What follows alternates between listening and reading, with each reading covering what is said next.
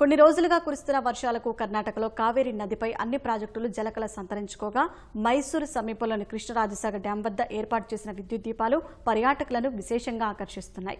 రంగురంగుల విద్యుత్ దీపాలతో చేసిన అలంకరణ చూసేవారికి ఎంతో ఆహ్లాదాన్ని పంచుతున్నాయి. ఈ విద్యుత్ దీప కాంతుల మధ్య నీటి ప్రవాహం మరింత ఆకట్టుకుంటోంది.